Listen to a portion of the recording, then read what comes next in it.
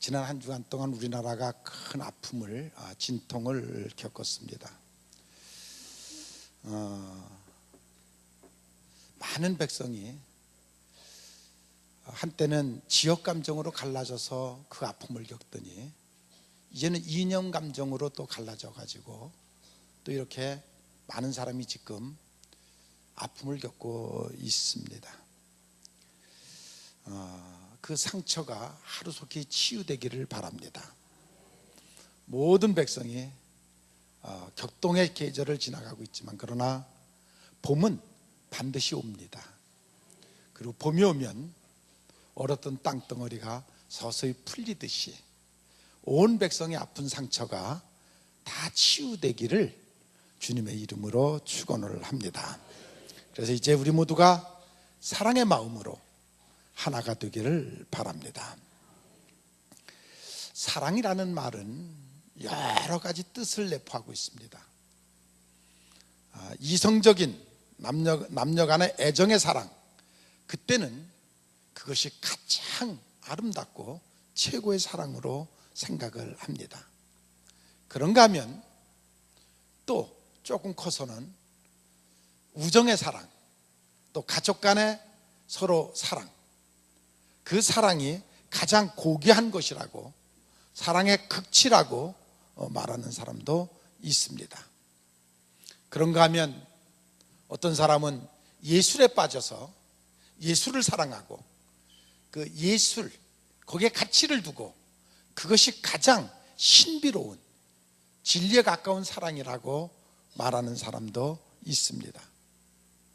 어떤 사람은 국가를 사랑하고 국가를 위해서 희생하고 헌신하는 것이, 그것이 가장 고귀한 사랑이라고 말하는 사람도 있습니다.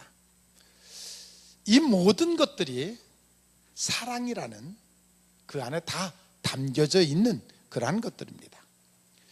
사랑은 결코 이기적일 수는 없다는 것입니다. 예언가 그 다무스가 1999년 7월에 인류가 멸망할 것이라는 예언을 했습니다. 그 예언은 두 가지를 얘기를 했는데, 왜 인류가 멸망하느냐? 첫째는 자연의 변화, 기후 변화, 환경의 변화로 인해서 인류가 멸망할 것이라고 말했고, 또 하나는 인간의 마음속에 사랑이 고갈되기 때문에, 그래서 인류는 멸망할 것이라고 그는 그렇게 말을 했습니다. 사랑이라는 것은 어떤 이론이나 교리로 되는 것은 아닙니다. 사랑은 실천하는 것이며 감정으로 느끼는 것이며 행동으로 옮길 때 온전한 사랑이 이루어지는 것을 여러분들이 믿으시기를 바랍니다. 그래서 오늘은 잊어버린 사랑을 회복하자, 우리의 마음속에 고갈되어 있는 사랑을 다시 채우자 하는 그러한 마음을 갖고 우리가 서로 사랑하며 살자라는 제목으로 오늘은 설교를 하려고 합니다. 이 설교를 준비하면서 제 마음속에 지나온 삶 속에서 크게 제게 느껴지는 한 가지 사건이 있었습니다. 제가 한 30여 년 전에 연세대학교 그 대학원에서 상담학을 공부할 때에 리포트 과제를 하나를 줬습니다.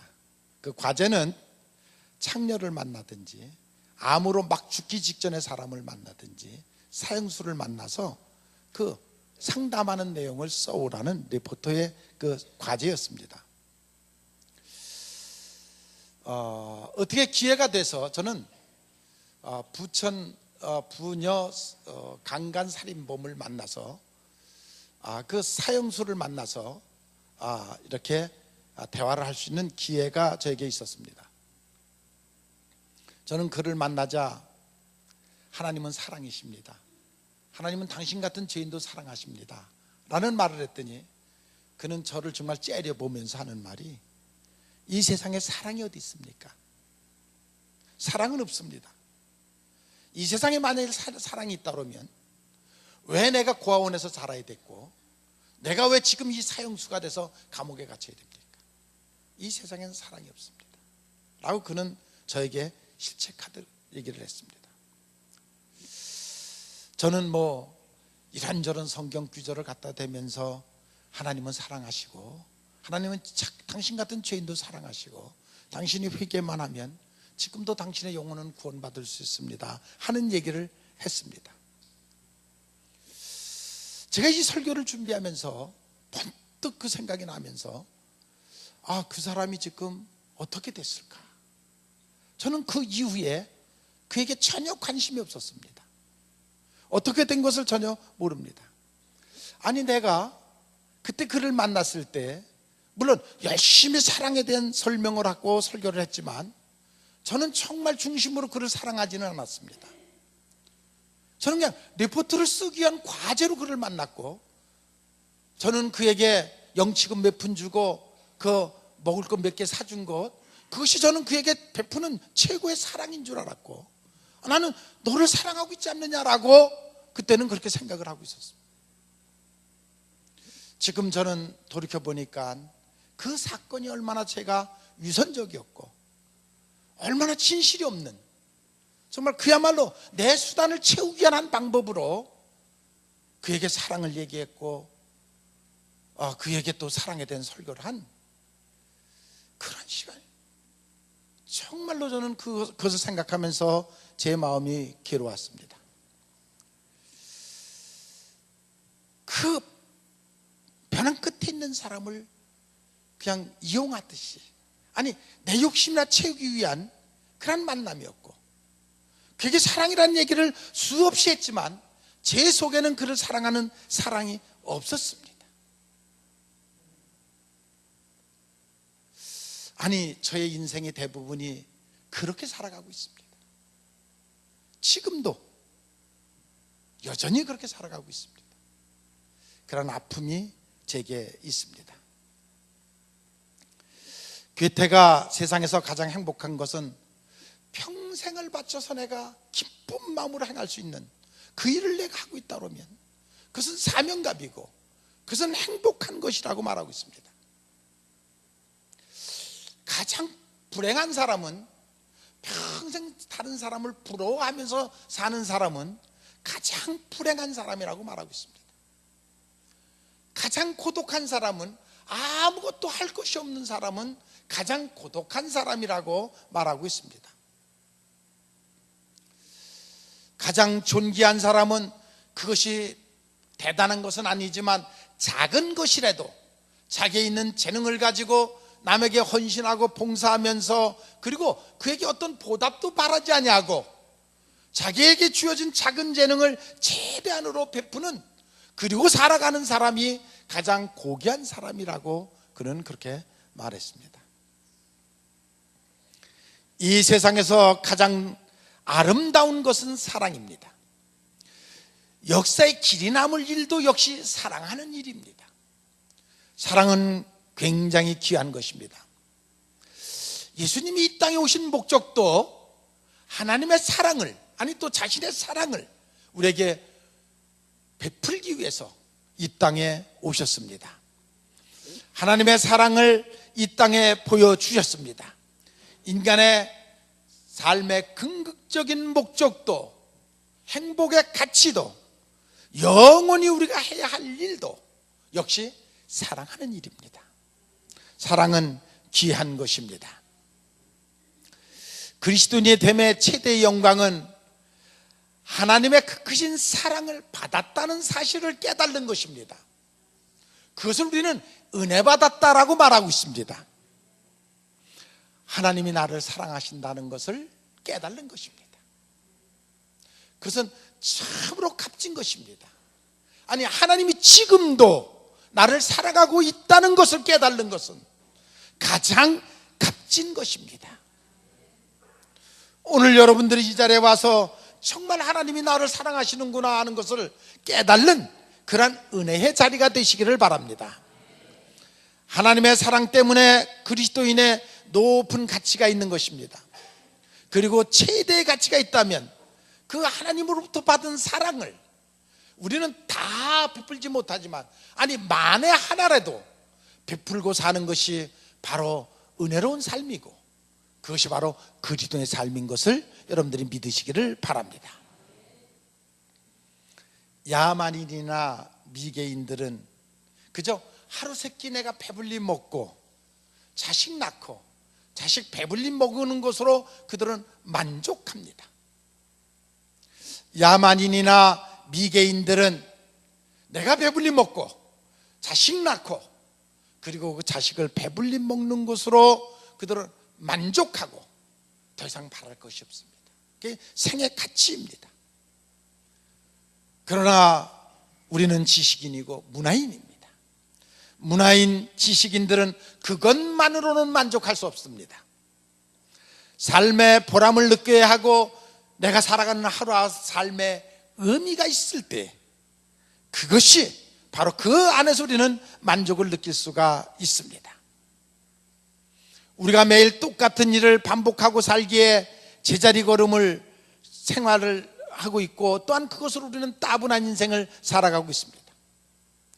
정신적으로 생기를 잊어먹고 어떻게 보면 매너리즘에 다 빠져서 하루하루가 기쁨이 없습니다. 행복이 없습니다.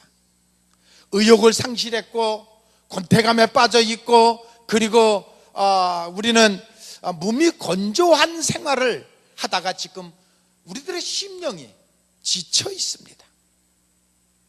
여러분, 우리는 그리스도인들입니다.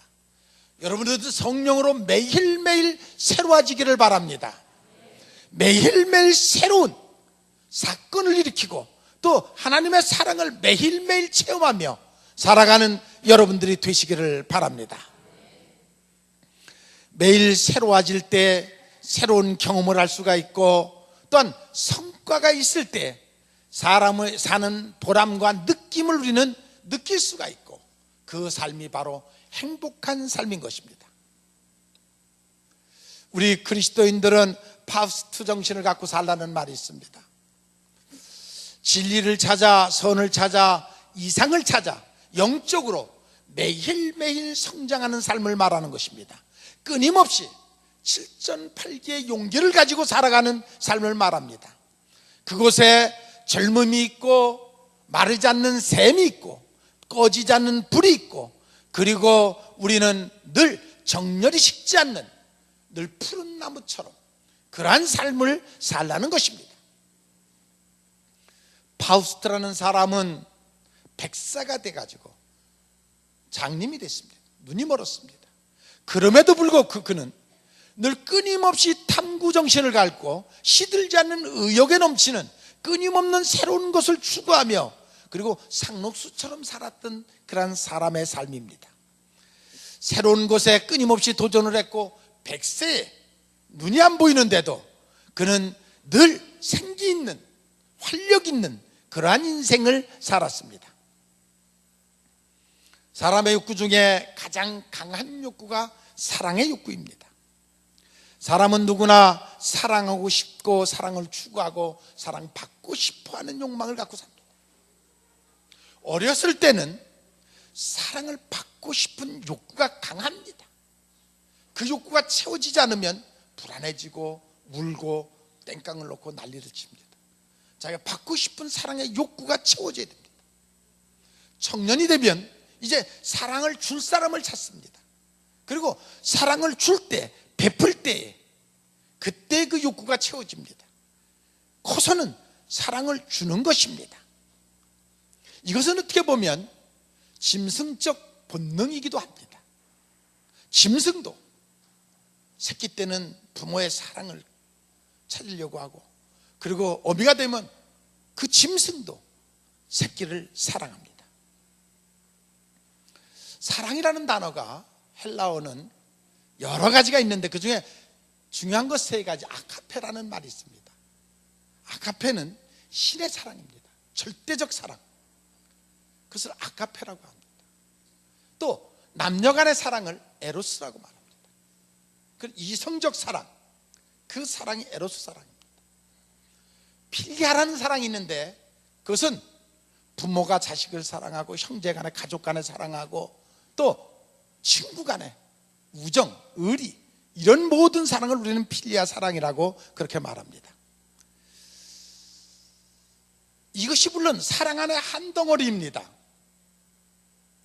우리는 이제 보편적 이 모든 그러한 사랑을 넓게 해야 되는데 우리는 편협적 사랑에 빠져 있습니다. 그것이 지금 이 사회를 문제화되고 있습니다. 사람은 떡으로만 살 수가 없습니다. 사람에게는 사랑을 먹고 살아야 됩니다. 육신은 떡으로만 삽니다. 그러나 영혼은, 정신은 사랑을 먹어야 됩니다. 육신이 떡을 안 먹으면 힘을 잃듯이 우리의 정신이, 우리의 영혼이 사랑을 먹지 않으면 우리가 나약해지고 힘이 없습니다. 그래서 우리는 사랑을 먹을 때 영양실조가 걸리지 않고 온전한 인격을 만들어갈 수가 있습니다. 우리는 육체를 가진 영혼이요 영혼을 가진 육체입니다. 그래서 밥과 사랑을 같이 먹어야 된다는 것입니다. 애정이 결핍되면 냉철해지고 이기적이 되고 삐뚤어진 그런 폭력적인 반사회적인 그런 인격으로 형성됩니다. 애정이 너무 과다하다 보면 독립성을 잊어버리고 너무 의존적이 되고 나약한 사람으로 큽니다. 제 경험으로는 사랑이 약간 부족한 게 낫지 과다한 것은 곤칠 수가 없습니다. 조금 부족하게 자란 것은 나중에 채워질 수가 있습니다. 그러나 어렸을 때부터 너무 과다하게 사랑을 과다하게 먹고 자라면 이것은 고칠 수가 없습니다. 여러분들이 화초를 키울 때 거름을 적당하게 줘야 됩니다. 화초를 사랑한다고 너무 많이 주면 죽습니다. 아니 너무 적게 줘도 죽습니다. 화초에게 필요한 양을 알고 필요한 양만큼 주는 것이 화초를 진정으로 사랑하는 것입니다. 애정이 인격 그런 성장에 반드시 필요한데 적당히 줘야 되지. 그 적당히 주는 지혜가 부모들에게 필요한 것입니다. 사람을 사랑하는데 적당히 사랑해야 됩니다. 적당한 것, 그것이 부모의 지혜이고 부모의 능력입니다. 약간 부족한 듯 주는 게 좋습니다. 저는 여러분들이 자녀를 키우면서 이렇게 제가 지켜보면서 너무 과다하게 줍니다. 사랑을 과다하게 줍니다. 저는 그 모습을 빗나간 사랑, 이그러진 영웅을 키워내는 사랑, 저는 그렇게 말합니다. 조금 부족한 게 난데 내 자식만은 보편적 사랑을 좀 했으면 좋겠는데 내 자식만을 하는 편협적 사랑에 빠져서 이 사회가 갈수록 고립해지고 문제가 커지는 것입니다. 행복하려면 물론 사랑은 필요합니다. 사랑이 있어야 행복해질 수 있습니다. 물이 몸의 주성분을 이루듯이 사랑이 여러분들의 인격의 주성분을 이루는 것은 분명합니다. 소금이 짠맛을 나지 않으면 소금이 아닙니다. 설탕이 단맛을 내지 않으면 설탕이 아닙니다. 고추가 맵질 않으면 고추가 아닙니다. 사람에게 사랑은 반드시 필요하고 사랑의 냄새가 나야 되고 사랑의 모습이 보여야 됩니다. 그것이 인격을 형성해 나가는데 가장 필요합니다. 한번 옆에 분에게 인사하시면서 우리 사랑하면서 삽시다. 한번 인사 좀 하시죠.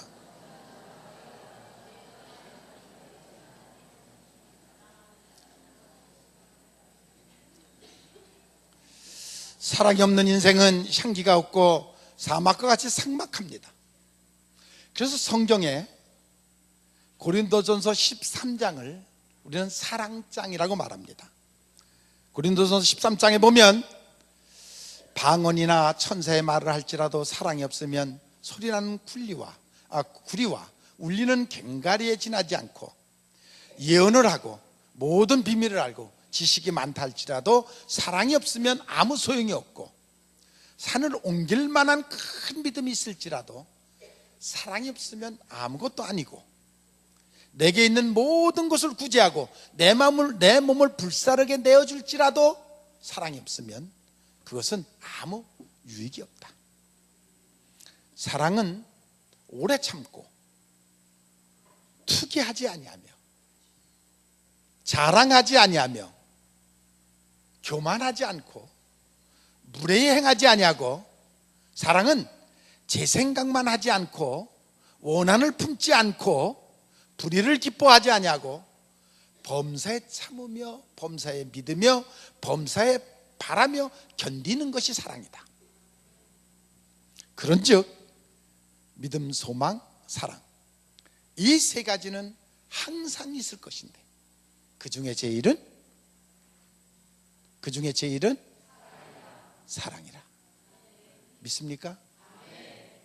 그 중에 제일은 사랑입니다. 사랑이 인생에 있어서 가장 크고 높은 가치를 지니고 있습니다. 그럼 그 사랑이 무엇이냐? 첫째는 관심입니다. 꽃을 사랑하면 꽃에 대한 관심이 있습니다.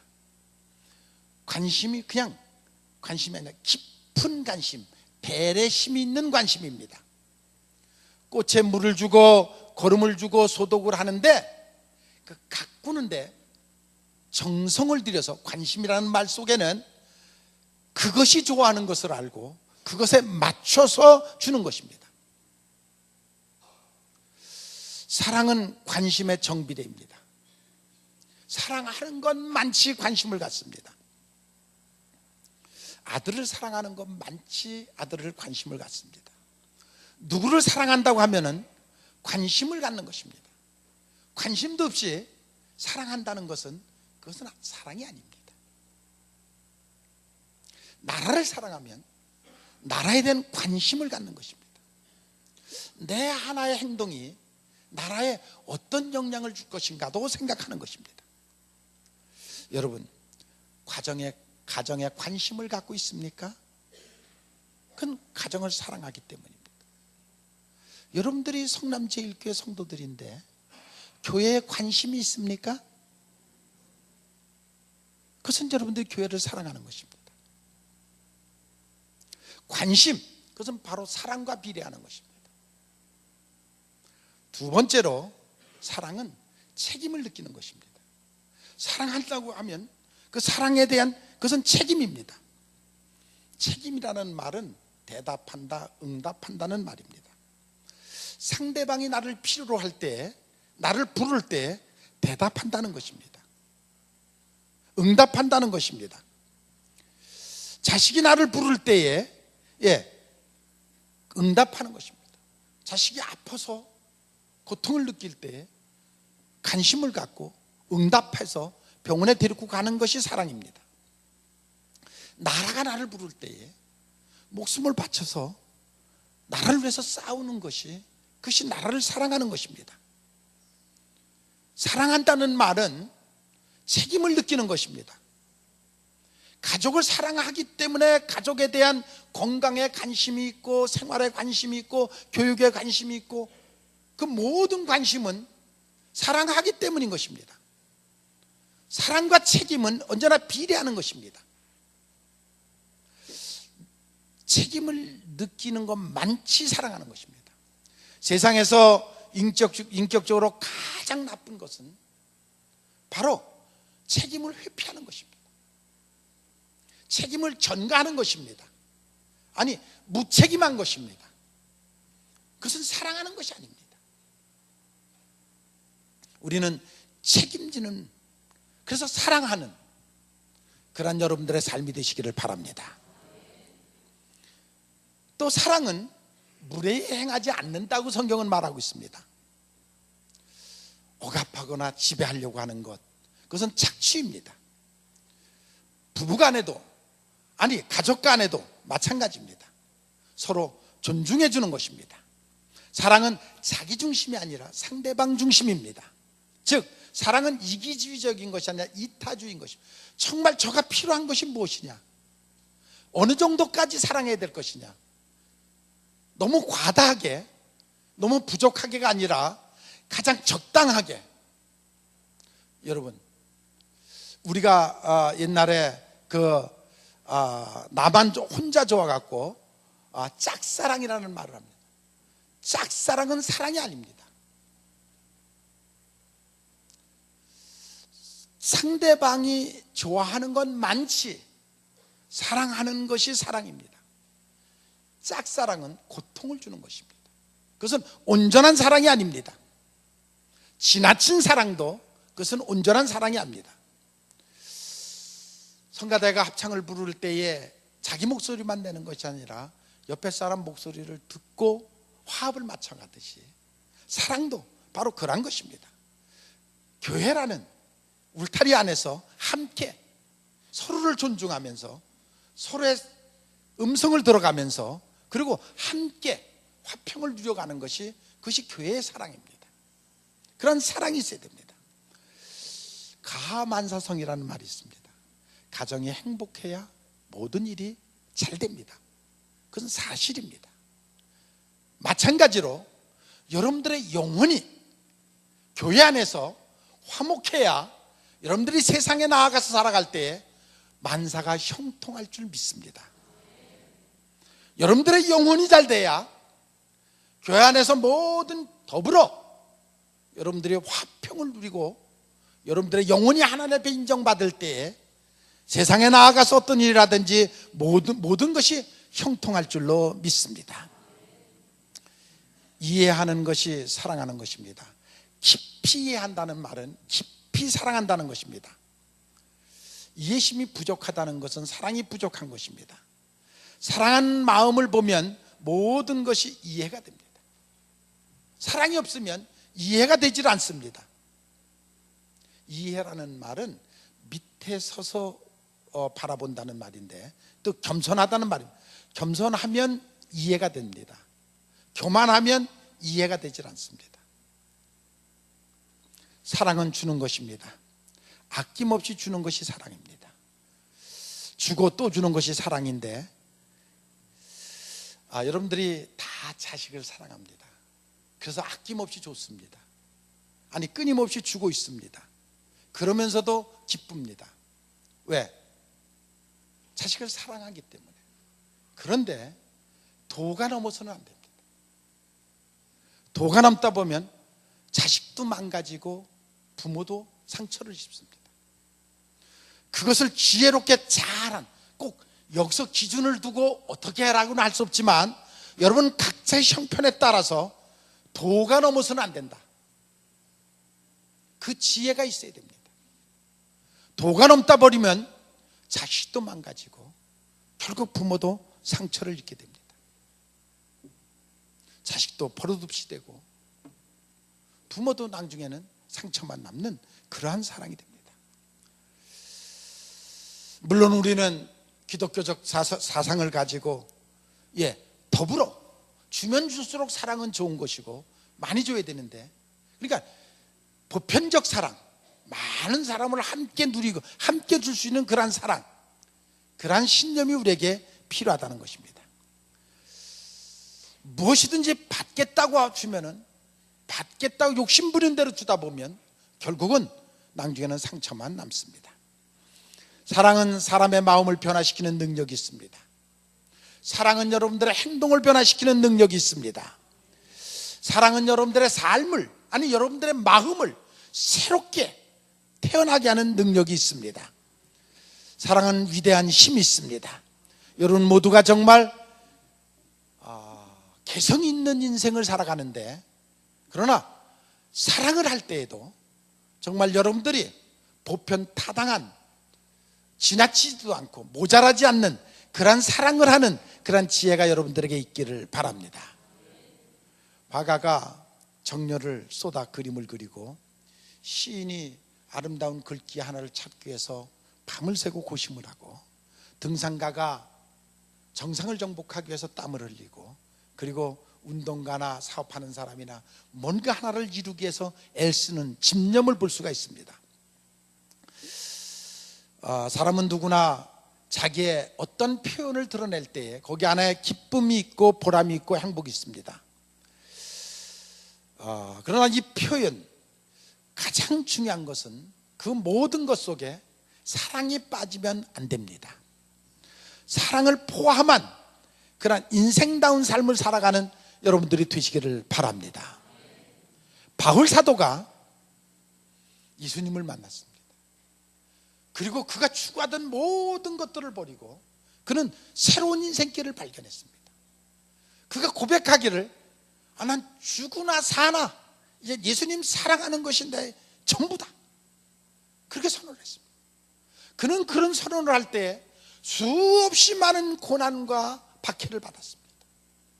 그럼에도 불구하고 나는 이것이 가장 가치 있다, 예수님 사랑하는 것 외에 다른 것이 없다. 그는 오직 한 평생을 예수님 사랑하다 간 그런 사람입니다.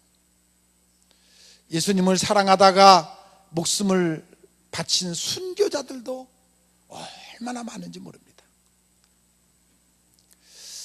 많은 사람들이 허무주의에 빠져 있습니다. 왜 허무주의에 빠져 있습니까? 아니, 어떻게 보면 허무주의의 노예로 살아가는 사람들이 많습니다. 허무주의에 빠졌다는 말은 삶의 목표를 상실한 사람입니다. 즉, 왜 사십니까? 물을 때 대답할 말이 없으면 그 사람은 허무주의에 빠진 사람입니다. 왜 사십니까? 물을 때에 대답할 말이 없으면 그 사람은 지금 허무주의에 빠져 있습니다. 의미를 상실했고 방향 감각을 상실했고 삶의 의미를 상실했고 그는 대답할 말이 없습니다. 어떻게 살다가 어디로 가는지, 삶의 목표가 무엇인지, 어떻게 죽어야 되든지 그 목표가 없습니다. 어떻게 사는 것이 바로 사는 것이고, 어떻게 사는 것이 보람 있는 사람이고, 어떻게 사는 것이 행복한 것인지를 잊어먹고 살고 있습니다. 여러분, 용기를 내서 사랑하는 법을 배우십시오. 만나는 사람 귀하게 여기고 그 사람을 사랑하는 여러분들이 되시기를 바랍니다.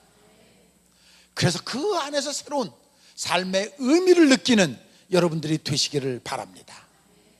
사랑하다 보면 신념도 생기고 하늘의 창조적 지혜도 얻게 되고 인생이 변하는 새로운 역사를 체험할 수가 있습니다. 사랑을 실천하는 여러분들이 되시기를 바랍니다. 여러분, 사랑을 실천하는 일을 너무 크게 잡으면 아무것도 못합니다. 우리는 사랑을 실천하는 일을 그저 말 한마디라도 사랑스럽게 하는 것으로 바꾸시길 바랍니다. 말 한마디라도, 작은 말 한마디라도, 아니 인사부터 여러분들이 그 작은 것서부터 시작하시기를 바랍니다. 하나님도 여러분들에게 큰 사랑을 기대하지 않습니다. 마지막 심판받을 때 그 모습을 예수님이 그렇게 표현하셨습니다. 내가 줄일 때에 밥 한 끼를 줬고, 내가 목마를 때에 물 한 그릇을 줬고, 내가 나그네 됐을 때에 내가 영접했고, 내가 벗었을 때 입을 것을 줬고, 병들고 옥에 갇혔을 때 돌아보았다. 그것이 사랑이다. 그것을 예수님이 칭찬하셨습니다. 그랬기에 너는 천국 가야 된다. 우리에게 큰 사랑을 기대하시는 것이 아니라 작은 사랑, 그것부터 더 실천하는 여러분들이 되시기를 바랍니다. 얼마든지 할 수 있는 기회가 있습니다. 매일매일 삶 속에서 우리는 실천할 수가 있습니다. 그 사랑을 행동하는 믿음, 정말 이제서부터, 오늘서부터 이제 만나는 사람들에게 작은 사랑을 내가 실천하면서 살아야 되겠다, 그런 결심을 하는 여러분들이 되시기를 바랍니다. 물론 예수님은 이미 우리를 사랑하셨고 하나님도 우리를 사랑하셔서 예수 그리스도 독생자를 이 땅에 보내셔서 십자가의 희생을 통해서 이미 우리에게 얼마나 하나님이 나를 사랑했는지를 보여주셨습니다. 그 사랑을 여러분들이 믿으시기를 바랍니다. 그 사랑을 깨달으시기를 바랍니다. 사랑은 관심이고 책임이고 이해해 주는 것이라고 했습니다. 여러분들이 허무주의에 빠져 있지 말고 정말 왜 살아야 되는지, 사랑하면서 살아야 된다는 것을 깨달으시고 작은 사랑부터 실천하는 여러분들이 되시기를 바랍니다. 사랑은 줄수록 풍성해진다고 그랬습니다. 옛말에 사랑에 빠지면 보이는 것이 없다, 콩코풀을 썼다라는 말을 우리가 듣습니다. 정말로 사랑에 빠지면 보이지를 않습니다. 그것 외에 다른 것이 보이지를 않습니다. 아무리 큰 문제가 와도 걱정이 되질 않습니다. 왜? 내 마음속에 사랑이 충만해 있기 때문입니다. 하나님이 여러분들을 사랑하는 것을 믿습니까? 어느 정도 사랑하시는 줄도 믿습니까? 독생자를, 내 영혼을 구원하시려고 십자가에서 희생시키기까지 우리를 사랑하셨습니다. 아니, 나를 사랑하셨습니다.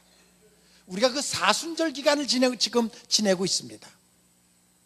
하나님이 나를 그렇게 사랑한다는 것을 여러분들이 깨달으면 두려움은 사라질 것입니다. 어떤 두려움도 다 사라질 것입니다. 아직도 하나님의 사랑을 뜨겁게 체험하지 못한 분들이 이번 사순절 기간에 하나님의 사랑을 뜨겁게 체험하시고 깨달으시고 그리고 사랑에 빠져 사는 여러분들이 되시기를 바랍니다. 요한복음 4장 16절에 사랑 안에는 두려움이 없고 온전한 사랑은 두려움을 내어쫓는다. 모든 두려움을 내어쫓고 정말 하나님과 사랑의 깊은 미래를 아는 깊은 사랑을 나누시는 그러한 한 주간이 되시기를 바랍니다. 하나님은 여러분들을 사랑하십니다. 참으로 사랑하십니다. 아가페, 아무 조건 없이 희생적 사랑을 우리를 사랑하십니다. 그 사랑을 믿으시기를 바랍니다. 그리고 그 사랑을 깨달으시고 그 사랑과 함께하는 여러분들이 되시기를 주님의 이름으로 축원을 합니다.